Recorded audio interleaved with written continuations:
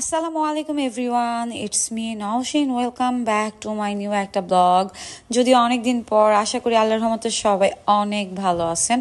আর সকাল থেকে আমার একটা বিরক্তিকর সময় যায়, মানে কি বলবো, রাতে যেহেতু প্রপারলি ঘুমটা হয় না, মাথাটা পেইন থাকে, আর আমি যথেষ্ট পরিমাণ পানি দেওয়া মুখে মাথায় দিতেই থাকি। তো এটা আসলে আমার একটা রোগ হয়ে গেছে, আর এটা থেকে মুভ অন করার কন্টিনিউ ট্রাই করতেছি।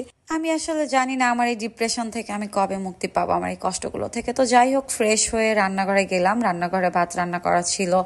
আর এদিক দিয়ে আমার মাথা পেইন, আমার ইচ্ছা হলো যে একটু দুধ চা বানিয়ে খাই। তো দুধ জাল দেওয়ার জন্য যখন চুলায় বসাইলাম, পুরো দুধটাই নষ্ট হয়ে গেছে। এটা গ্রামের বাড়ি থেকে নিয়ে আসছিলাম, আসলে নর্মালে রাখছিলাম, এই জন্য। আর প্রচন্ড পরিমাণে গরম। আর বাসায় এসে দেখি বাসার অবস্থা খুবই খারাপ, অনেক সবজি টবজি পচে টচে একদম নষ্ট হয়ে গেছে। তো বাসা বাড়ি পরিষ্কার করতে নিলাম। কাজ বাজ করলে আসলে মন মাইন্ড ভালো থাকে, বাট কাজ করে আর কতক্ষণ সময় যায়। তো ঝাড়ুটাও দিতে গিয়ে বাসায়, মানে কি বলবো, বাসার অবস্থা অনেক খারাপ। একটু একটু করে ঘরের সব কাজগুলো গোছগাছ করে ভাবলাম যে রান্না করে নেই। আর এই দিক দিয়ে মানে সব কাজ শেষ করার পরে মানে টায়ার্ড হয়ে গেছি, প্রচুর পানি খাই। আমার পানি খেতে অনেক ভালো লাগে, আমি যদি সারাদিন কিছু নাও খাই, বাট আমার পানি খাইতে হবে। তো যাই হোক, রান্নাঘরে চলে যাই। রান্নাঘরে গিয়ে রান্না করতেছিলাম ভেন্ডি বা ঢ্যাঁড়স ভাজি করব।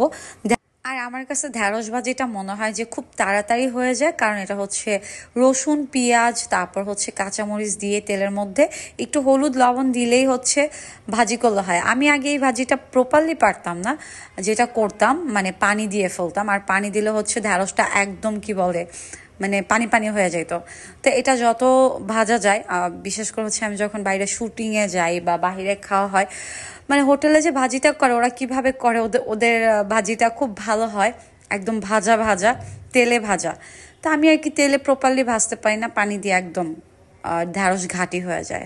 আমার ঢ্যাঁড়স ভাজিটা খুবই ভালো লাগে, ভর্তা ভাজি আমার অলওয়েজ অনেক পছন্দ। তো আমি এদিক দিয়ে ভাজিটা করে নিলাম, একটু একটু করে ভিডিও মেক করছে, অনেক ফুটেজই নেওয়া হয় নাই। তো যাই হোক, আজাইরা ভিডিও মেক করলে না সময়টা যায়, আমার মনে হয় অনেক টাইম লাগে। আমি ঢ্যাঁড়স ভাজি করে ভাত খেয়ে নিছি, ওই ফুটেজটা আমি নিতে পারি নাই। দেন পরে মনে হলো যে গরুর মাংসটা রান্না করে ফেলি। আর গরুর মাংস রান্না করে আমি 3 দিন খাইছি। মানে কি বলবো, মানে গরুর মাংস রান্না করলে যতই পরে জাল দিবেন ওইটা ততই মজা লাগে।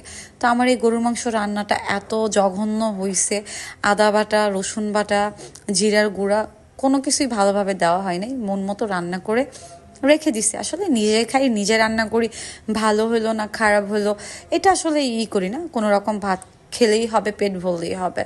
তো আমি যখন রান্না বান্না করি, ভিডিও মেক করি, দেন আপনাদের মাঝে শেয়ার করি। কারণ কি জানেন, আমি যখন রান্না বান্না করি, এই ভিডিও মেক করাটা মনে হয় সবার কাছে অনেক সহজ, বাট যারা এই ব্লগিং মেক করে তারাই জানে এটা অনেক কঠিন। কারণ আমরা এডিটের মাধ্যমে দেখায় দিই যে খুব সহজে রান্না করে ফেললাম, ঘরের কাজ শেষ, বাট কাজ করা অনেক কঠিন। আমার সারা দিন সময় লাগে। আমি যদি ঘড়ির টাইমের সময় ধরি, আমি ঠিক বলতে পারবো না, সকাল থেকে শুরু করলে আমার সন্ধ্যা হয়ে যায়। তো এটা আমার ভালো লাগে, যখন সময় যায় না তখন রান্না বান্না করি। আর রান্না করা খাবার আমি ছাড়া আমার ভাই বোন ওরাও কেউ খেতে পারে না, ওরা অলওয়েজ আমাকে পচায় যে আপু তোমার রান্না ভালো হয় না। তো যাই হোক, এদিক দিয়ে রান্না বান্না শেষ করে ফেলছি। দেন কোথায় কোথায় বৃষ্টি হচ্ছে কমেন্ট করে জানাবেন। আর আমার ভিডিওটি ভালো লাগলে অবশ্যই লাইক কমেন্ট শেয়ার করে দিবেন। আর সবার প্রতি অনেক অনেক দোয়া ভালোবাসা, যারা আমার ভিডিও দেখেন, আমাকে ভালোবাসেন, আমার জন্য দোয়া করেন। সকল আপু ভাইয়াদের প্রতি অনেক অনেক দোয়া ভালোবাসা। তো আজকের ভিডিওটা এই পর্যন্ত, দেখা হবে ইনশাল্লাহ নেক্সট ভিডিওতে। সেই অবধি পর্যন্ত সবাই অনেক অনেক অনেক বেশি ভালো থাকেন। আল্লাহ হাফেজ সবাইকে।